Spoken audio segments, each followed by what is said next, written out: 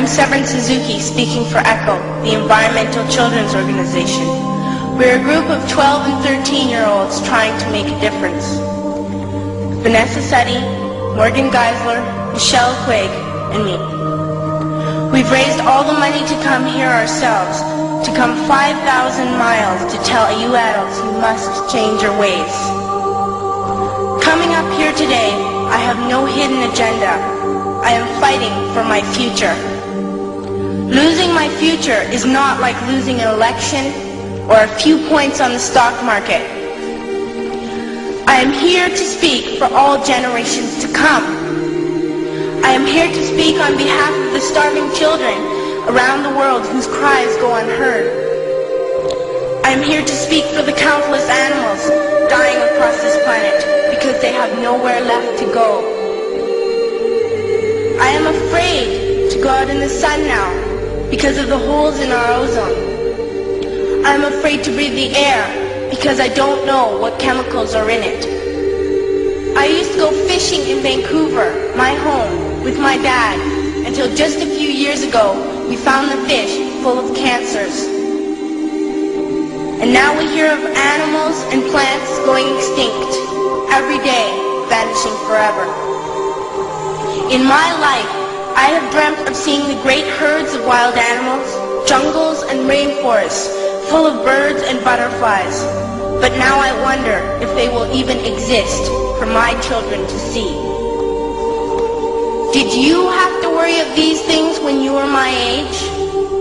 All this is happening before our eyes, and yet we act as if we have all the time we want and all the solutions.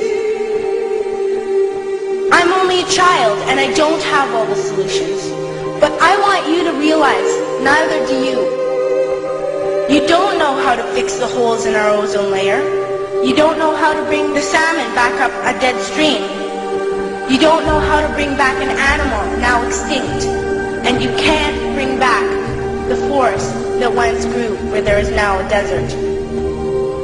If you don't know how to fix it, please stop breaking it.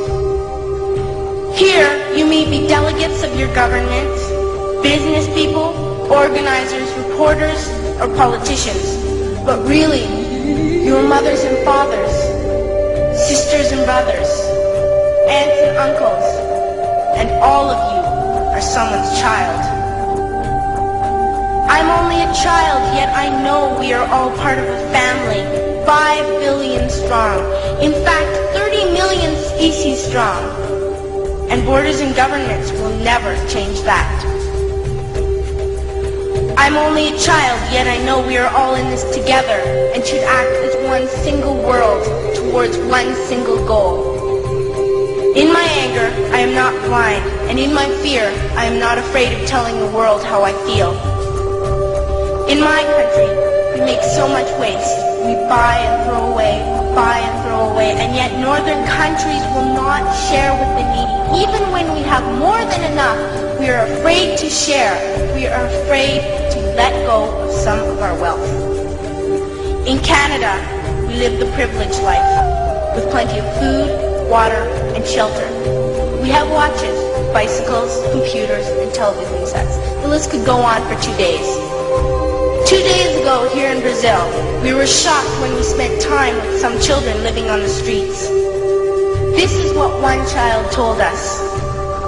I wish I was rich. And if I were, I would give all the street children food, clothes, medicines, shelter, and love and affection. If a child on the streets who has nothing is willing to share, why are we who have everything still so greedy? I can't stop thinking that these are children my own age, that it makes a tremendous difference where you are born. That I could be one of those children living in the favelas of Rio. I could be a child starving in Somalia, or a victim of war in the Middle East, or a beggar in India.